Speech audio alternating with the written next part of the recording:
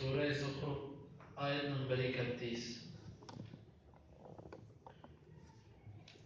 اعوذ باللہ السمیع العلیم من الشیطان الرجیم من حمزه ونفخه ونفثه وقالوا لولا نزل هذا القرآن على رجل من القريتين عظيم أهم يقسمون رحمة ربك نحن قسمنا بينهم معيشتهم في الحياة الدنيا ورفعنا بعضهم فوق بعض درجات ليتخذ بعضهم بعضا سخريا ورحمة ربك خير مما يجمعون ولولا أن يكون الناس أمة واحدة لجعلنا لمن يكفر بالرحمن لبيوتهم سقفا من فضة ومعارج عليها يظهرون ولبيوتهم أبوابا وسررا عليها يتكئون وزخرفا وإن كل ذلك لما متاع الحياة الدنيا والآخرة عند ربك للمتقين وقالوا واو کا مطلب اور قالوا انہوں نے کہا لولا کیوں نہیں نزل نازل کیا گیا ہذا یہ القرآن قرآن وقالوا لولا نزل هذا القرآن اور انہوں نے کہا کیوں نہیں نازل کیا گیا یہ قرآن علی کا مطلب پر رجل آدمی من سے القریتین دو بستیاں عظیم بڑا علی رجل من القریتین عظیم بڑے آدمی پر دو بستیوں میں سے حمزہ کا مطلب کیا ہم وہ اہم کیا وہ یقسمون تقسیم کرتے ہیں رحمت کو ربی کا تیرے رب کی کیا وہ تقسیم کرتے ہیں تیرے رب کی رحمت کو نحن ہم نے قسمنا ہم نے تقسیم کیا بینہم ان کے درمیان بین کا مطلب درمیان ہم ان کے بینہم ان کے درمیان معیشتہم ان کی معیشت کو ان کے رزق کو فی کا مطلب میں الحیات دنیا زندگی الدنیا دنیا کی زندگی میں ان کی معیشت ان کے درمیان ہم نے تقسیم کی ہے ورفعنا واو کا مطلب رفعنا ہم نے بلند کیا بعضهم ان میں سے بعض کو فوق پر بعض ہم نے بلند کیا ان میں سے بعض کو بعض پر درجات میں لیتخذ لام کا مطلب تاکہ یتخذ بنا لے بعضهم ان کا بعض کو سخریہ خادم تاکہ بنا لے ان میں سے بعض کو خادم ورحمت اور رحمت ربک تیرے رب کی خیر بہتر ہے من کا مطلب سے مما اس سے یجمعون جس کو وہ جمع کر رہے ہیں وقالوا لولا نزل هذا القرآن على رجل من القريتين عظيم اور انہوں نے کہا کیوں نہیں نازل کیا گیا یہ قرآن کسی بڑے آدمی پر دو بستیوں میں سے اہم یقسمون رحمت ربک کیا وہ تقسیم کرتے ہیں تیرے رب کی رحمت کو نحن قسمنا بینہم معیشتہم فی الحیات الدنیا ہم نے ہی ان کے درمیان ان کی دنیا کی زندگی میں ان کے رزق کو تقسیم کیا ہے ورفعنا بعضهم فوق بعض درجات اور ہم نے ان میں سے بعض کو بعض پر درجوں میں بلند کیا ہے لیتخذ بعضهم بعضا سخریا تاکہ ان میں سے بعض کو خادم بنا سکے ورحمت ربک خیر مما یجمعون اور تیرے رب کی رحمت بہتر ہے اس سے جس کو وہ جمع کر رہے ہیں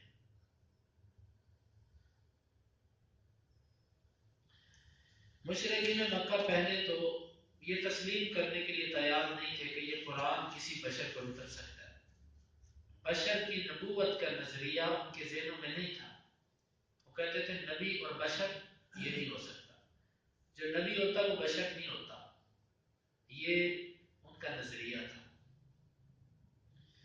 جب اس سے ان کو تسلیم کرنا پڑا کہ ابراہیم جس کو ہم اپنا باپ مانتے ہیں اور ہم کہتے ہیں کہ وہ نبی تھا، تو وہ بھی تو بشر ہی تھا، اور اسی طرح اسماعیل علیہ السلام جن کی اولاد کا ہم دعویٰ کرتے ہیں اور ہم اس کو نبی بھی مانتے ہیں، وہ بھی بشر تھا۔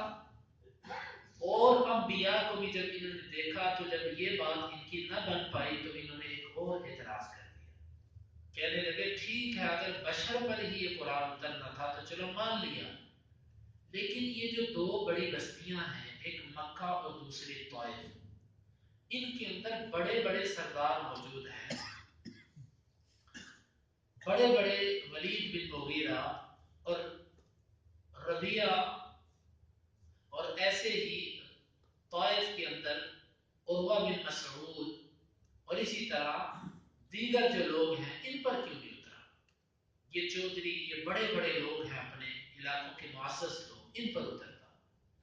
یہ کیا ایک ایسے شخص پر قرآن اترا ہے کہ جو ہم میں یتیم، جو نہ قوم کا سردار ہے اور غریب آدمی ہے، اس کے پاس کچھ بھی نہیں ہے، اور اس پر قرآن اتر آیا؟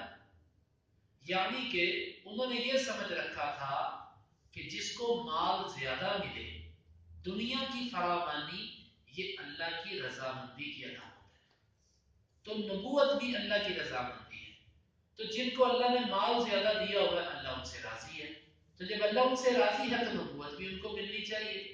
یہ جاہل لوگوں کا تصور تھا۔ آج بھی ہمارے معاشرے کے اندر بہت سارے لوگ دنیا کی فراوانی کو اللہ کی رضا سمجھتے ہیں، اور اللہ کا بڑا فضل ہے میرے اوپر۔ کیا فضل ہے؟ اللہ نے بڑا دیا ہوا ہے۔ بھائی اگر محض آپ اسی کو فضل سمجھتے ہو تو یہ فضل تو اللہ تعالیٰ کافروں پر بھی کرتے ہیں، غیر مسلموں پر آپ سے زیادہ فضل اللہ نے کیا ہوا۔ دنیا اللہ تعالیٰ ہر ایک کو دیتا ہے، جس سے اللہ خوش ہے اللہ اس کو بھی دیتا ہے، اور جس سے اللہ خوش نہیں اس کو بھی دیتا ہے، لیکن دین جو ہے یہ اللہ تعالیٰ ہر ایک کو نہیں دیتا۔ دین اللہ تعالیٰ صرف اس کو دیتے ہیں کہ جس سے اللہ تعالیٰ راضی ہوتے ہیں۔ دنیا اللہ تعالیٰ سب کو دیتے ہیں، یہ اس کا اصول ہے، بلکہ وہ دنیا کافروں کو کچھ زیادہ دیتا ہے۔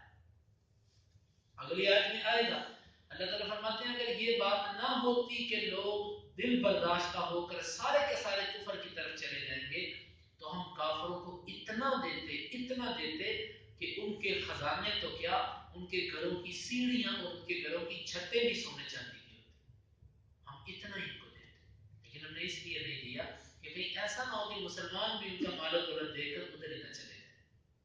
ہم نے ایک توازن برقرار رکھنے کے لیے ان کو اتنا نہیں دیا، لیکن اللہ تعالیٰ نے ان کو دنیا میں بہت دیا، کیونکہ کافر جو کوئی اچھا کام کرتا ہے اللہ تعالیٰ اس کے اس اچھے کام کا صلہ اس کو دنیا میں ہی دے دیتے ہیں، یا اس کو دولت زیادہ دے دیتے ہیں، یا اللہ تعالیٰ اس کا نام روشن کر دیتے ہیں۔ آپ نے دیکھا کئی کافروں کے نام بڑے چلتے ہیں، ان کو اللہ نے بڑا، کئیوں کو بڑی روزی دی ہوئی ہے، اللہ تعالیٰ نے بڑی عزت ملی ہوئی ہے دنیا میں، کیوں؟ جو کوئی دو چار اچھے کام کرتے ہیں، رفائی کام کرتے ہیں، اللہ تعالیٰ ان کا بدلہ ان کو دنیا میں دے دیتے ہیں تاکہ کل قیامت کو اللہ سے اس کا مطالبہ نہ کر سکے۔ تو یہ اس آیت کے اندر بھی ان کی جہالت پر رد کیا گیا، تو وہ یہ سمجھتے تھے کہ مال کا زیادہ ملنا اللہ کی رضامندی کی علامت، تو نبوت بھی اللہ کی رضامندی ہے، تو نبوت انہی کو ملنی چاہیے تھی جن کے پاس مال زیادہ ہے۔ اللہ تعالیٰ نے فرمایا اہم یقسمون رحمت ربک، یہ نبوت تیرے رب کی رحمت ہے، کیا تیرے رب کی رحمت یہ تقسیم کریں گے؟ یہ کیسے ہو سکتا ہے؟ اللہ اپنی رحمت خود تقسیم کرتا ہے، یہ کیسے ممکن ہے کہ تیرے رب کی رحمت یہ لوگ تقسیم کریں؟ یہ نہیں ہو سکتا۔ نبوت یہ تو بہت بڑی چیز ہے، یہ اللہ کی رحمت ہے لیکن بہت بڑی چیز ہے، اتنی بڑی چیز یہ خود کیسے تقسیم کر سکتے ہیں؟ بلکہ اس سے جو ادنا درجے کی چیز ہے، اس آیت کو ذرا سمجھیے گا، نبوت تو بہت بڑی چیز ہے، ہم یہ ان کو کیسے دے سکتے ہیں؟ نبوت کی بات تو چھوڑو، اس سے چھوٹی چیز ہے رزق، ان کے آپس کا جو رزق ہے وہ بھی ان کے درمیان ہم نے تقسیم کیا، انہوں نے تقسیم نہیں کیا۔ جب ہم نے رزق جو نبوت کے مقابلے میں انتہائی نیچے ہے، کیونکہ رزق اللہ کافر کو بھی دیتا ہے، مسلمان کو بھی دیتا ہے، جانور کو بھی دیتا ہے، پاک کو بھی دیتا ہے، ناپاک کو بھی دیتا ہے، شکر کرنے والے کو ناشکر، ہر ایک کو اللہ رزق دیتا ہے۔ رزق جو بڑی ادنا چیز ہے ہم نے وہ ان کو نہیں دیا کہ تم تقسیم کرو، وہ بھی ہم نے خود تقسیم کیا ہے. تو نبوت تو بہت بڑی چیز ہے. یہ ہم کیسے ان کو دے دیں کہ تم جس کو چاہو نبی بناؤ اور جس کو چاہو تم اس کا انکار کر دو؟ یہ کیسے ہو سکتا؟ یہ ہے ہدایت کا وقت. اور یہاں سے ایک اور بات معلوم ہوئی کہ اللہ رب العزت کی جو اصل رحمت ہے وہ دین ہے. دین اگرچہ رحمت کا لفظ عام ہے، ہر اللہ کا فضل اس کی رحمت ہوتی ہے، لیکن یہاں پر رحمت سے مراد نبوت ہے. کیا یہ اللہ کی نبوت، یہ نبوت کو تقسیم کریں گے؟ دوسرے مقام پہ اللہ تعالیٰ نے فرمایا اللہ ہی زیادہ جانتا ہے کہ اس نے نبوت کس کو دینی ہے اور کس کو نہیں دینی. نبوت کے لیے وہ صاف ترین مخلوق میں سے جو انسان ہوتا ہے وہ اس کو چنتا ہے. اور ساری مخلوق جو اللہ نے پیدا کی ان میں سے سب سے زیادہ صاف انسان ہمارے محمد رسول اللہ صلی اللہ علیہ وسلم. اور دنیا میں صاف ترین لوگ انبیاء ہیں. انبیاء تو یہ اللہ کے چنے ہوئے لوگ ہیں. اللہ کے ہاں نبوت کے ملنے کا معیار دل کی صفائی ہے، دل کی طہارت ہے، تقوی ہے. تم نے نبوت کا معیار روپیہ پیسہ اور دولت کو سمجھ رکھا ہے. روپیہ پیسہ دولت کو اللہ اس کو بھی دیتا ہے جو دل کا کالا، دل کا گندا اور برا انسان ہے دنیا کا، اللہ اس کو بھی دولت دے دیتا ہے. لیکن نبوت اور اللہ کی ولایت اس طرح نہیں ملتی. تو اس لیے تم اس دنیا کے مال پر اس نبوت کو قیاس نہ کرو. یہ مت کہو کہ ان کے پاس مال زیادہ، نبوت بھی ان کو ملنی چاہیے. اور دوسری بات اس آیت سے یہ معلوم ہوئی کہ اللہ تعالیٰ نے نبوت کو رحمت کہا ہے. اور نبوت اصل میں کیا ہے؟ دین ہے. دین تو معلوم ہوا کہ اصل جو اللہ کی رحمت ہے وہ اللہ کا دین ہے. جس بندے کو اللہ تعالیٰ نے دین عطا فرمایا ہے اس پر اللہ نے بہت بڑی رحمت کی ہوئی ہے. جس بندے کو اللہ تعالیٰ 5 وقت کی نماز باجماعت پڑھنے کی توفیق دیتا ہے، جس بندے کو اللہ تعالیٰ اپنے گھر میں بلاتا ہے، جس بندے کو اللہ تعالیٰ قرآن پڑھنے کی توفیق عطا فرما دیتا ہے، اس بندے پر اللہ کی بہت بڑی رحمت ہے. اور افسوس اس بندے پر کہ جس کو قرآن کھولے 3 دن گزر گئے، 3 دن، ہفتہ، مہینہ، سال گزر گیا قرآن پڑھے.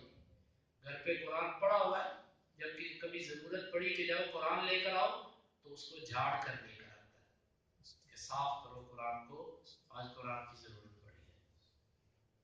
جن کے گھروں میں جائے نماز تو ہیں لیکن وہ بند کے بند ہیں، وہ ان کے اوپر غبار پڑی ہوئی ہے. یہ لوگ جتنا مرضی دنیا کا مال ان کے پاس ہو، ان کے پاس اللہ کی رحمت نہیں ہے. اللہ کی اصل رحمت اس کا دین ہے. وہ جس کو یہ توفیق عطا فرما دے، جس کے لیے دین پر چلنا آسان کر دے، میرے مالک نے اس پر بہت بڑی رحمت کی. اللہ تو ہمارے اوپر اپنی رحمت فرما، ہمیں ان لوگوں میں شامل فرما کہ جن پر تم نے رحمت کی ہے. وَرَفَعْنَا بَعْضَهُمْ فَوْقَ بَعْضٍ دَرَجَاتٍ. اب اللہ تعالیٰ نے پیچھے فرمایا تھا کہ رزق بندوں میں ہم نے تقسیم کیا.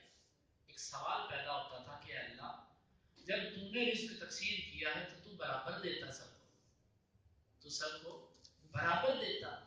تو نے یہ کیا کسی کو مالدار کر دیا، کسی کو غریب کر دیا. اور مخلوق تو نے بنائی، کسی کو طاقتور بنا دیا، کسی کو کمزور بنا دیا، کسی کو ذہین بنایا، کسی کو کند ذہن بنایا، کسی کو خوبصورت، کسی کو بدصورت، کسی کو لمبے قد والا، کسی کو پست قد، کسی کو موٹا، کسی کو پتلا. اللہ یہ تیری کیا تقسیم ہے؟ اللہ تعالیٰ فرماتے ہیں وَرَفَعْنَا بَعْضَهُمْ فَوْقَ بَعْضٍ دَرَجَاتٍ. ہم نے بندوں میں درجے بندی رکھی ہے، بعض کو بعض پر بلند رکھا ہے. کسی کو علم پر اوپر کر دیا، یہ علم کے اعتبار سے بلند ہو گیا. کسی کو خوبصورتی میں اوپر کر دیا، کسی کو ذہانت میں اوپر کر دیا، کسی کو مال میں اوپر کر دیا، کسی کو سخاوت میں اوپر کر دیا. یہ ہم نے درجہ بندی بنا رکھی ہے. کیوں؟ لِيَتَّخِذَ بَعْضُهُمْ بَعْضًا سُخْرِيًّا، تاکہ ان میں سے بعض کو اپنا خادم بنا سکے. اگر سب کے سب لوگ ایک لیول کے ہوتے تو کوئی کسی کا کام کرنے کے لیے تیار نہ ہوتا. آپ کیا سمجھتے ہیں کہ اگر موچی کے پاس بھی لینڈ کروزر ہوتی اور کروڑوں پتی ہوتا تو وہ آپ کی جوتی گاڑتا، آپ کی جوتی کو پیوند لگاتا؟ وہ اگر خاک روح کے پاس، آپ کے محلے میں جھاڑو دینے والے کے پاس کروڑوں روپیہ ہوتا تو آپ کی گلی میں آ کر وہ جھاڑو دیتا؟ اگر گٹر صاف کرنے والے کے پاس روپیہ پیسہ ہوتا تو وہ آپ کی گٹروں میں آ کر بانس مارتا؟ ذرا سوچو. اگر سب کے پاس روپیہ پیسہ آ جائے، کوئی دکان کھول کے نہ بیٹھے، میں ملازم ہوں کسی کا، ہر کوئی، لیکن پھر دنیا کی ضرورتیں کیسی پوری ہوں گی؟ یہ اللہ نے کبھی سوچو، اللہ نے ایک ایسی چین بنائی ہے، یہ جو ہمارے تک رزق پہنچتا ہے، آپ کو معلوم ہے اس کو راستے میں کتنے خادم ملے، کتنے راستے میں مزدور آئے، کتنے انجینئر اور کتنے لوگ اس میں منسلک ہیں. اللہ تعالیٰ نے ایک ایسی لڑی بنا رکھی ہے کہ کمزور سے کمزور انسان بھی محتاج ہے اور طاقتور سے طاقتور انسان بھی محتاج ہے. دنیا کا امیر ترین انسان ایک موچی کا بھی محتاج ہے، ایک کسان کا محتاج ہے، ایک جمعدار کا محتاج ہے، امیر سے امیر آدمی، اور دنیا کا چھوٹے سے چھوٹا آدمی بڑے کا محتاج. اللہ تعالیٰ فرماتے ہیں ہم نے ایک دوسرے کی خادم بنانے کے لیے یہ سلسلہ چلا دیا تاکہ جو بڑا ہے وہ چھوٹے سے کام لے اور چھوٹا بڑے سے کام لے. اگر سب کو ہم ایک لیول کا کر دیتے تو یہ نظام ہی ہونا چاہتا. دیکھو اللہ کی کتنی حکمت. اس لیے اللہ رب العزت کے فیصلوں پر ذہن میں اور دل میں تنگی نہیں لانی چاہیے. یہ اللہ کی تقسیم ہے جس کو ہم نہیں سمجھ پاتے. کسی کو اس نے زیادہ دیا اس کے لیے زیادہ ہی بہتر تھا، جس کو اس نے تھوڑا دیا اس کے لیے تھوڑا ہی بہتر تھا. بس رضینا قسمت الجبار فی، ہم جبار کی اس تقسیم پر راضی ہو گئے. لنا علم وللجہال مال، ہمیں علم اور جاہلوں کو مال ملا ہے. فإن المال يفنى عن قریب والعلم يبقى لا يزال، مال تو ان قریب ختم ہو جائے گا اور علم ہمیشہ ہمیشہ کے لیے باقی رہے گا. یہ شیخ علی رضی اللہ عنہ کی طرف منسوب ہے. بھارت ان کا نام بھی ہو تو بات بہت اچھی ہے کہ ہم جبار کی اس رب کی تقسیم پر راضی ہیں. وہ جیسے چاہے وہ تقسیم کرتا ہے. کسی شاعر نے کہا ہے قسام ازل تیری تقسیم عجب ہے، دستار انہیں بھی جو سر نہیں رکھتے. وہ چاہے تو ایک لنگڑا سا کمزور سا انسان اس کو اس نے اتنی دولت دے دی ہے کہ انسان دنیا حیران ہے اس میں. اور وہ چاہے ایک خوبصورت طاقتور صحت مند تندرست آدمی اور گلی میں جادو دے جائے. اس کی تقسیم ہے اور اس کو معلوم ہے میں نے کس کو کہاں تک رکھنا ہے تو یہ ٹھیک رہے گا. اس کو اس سے تھوڑا سا زیادہ کیا یہ خراب ہو جائے گا، اس کو اس سے تھوڑا سا کم کیا تو یہ خراب ہو جائے گا. یہ اس کی تقسیم ہے. تو فرمایا کہ یہ جو ہم نے بندوں کی تقسیم، کسی کو اوپر کسی کو افسر کسی کو ملازم، یہ جو ہم نے کیا ہے لیتخذ بعضهم بعضا سخریا، تاکہ ان میں سے بعض بعض کو خادم بنا سکے. ورحمت ربک خیر مما یجمعون، اور یہ مال جس کو یہ جمع کرتے ہیں اس سے تیرے رب کی رحمت بہتر ہے. رب کی رحمت کیا ہے اے میرے نبی؟ آپ ان کے مال کو دیکھ کر دل برداشت نہ ہوئیے گا. کیوں؟ آپ کو اللہ نے نبوت دی ہے اور نبوت اللہ کی رحمت ہے، اور اللہ کی رحمت اس چیز سے بہتر ہے جس کو یہ جمع کر لے. وہ دنیا کا مال، دنیا کے مال سے اللہ کی دی ہوئی نبوت بہتر. اور یہاں پر دوسرا معنی کہ اللہ کا دین دنیا کے مال سے بہتر. یہ جو دنیا دار لوگ مال جمع کر رہے ہیں، جس کے پاس دین ہے وہ اس سے بہتر ہے کہ جس کے پاس دنیا ہے.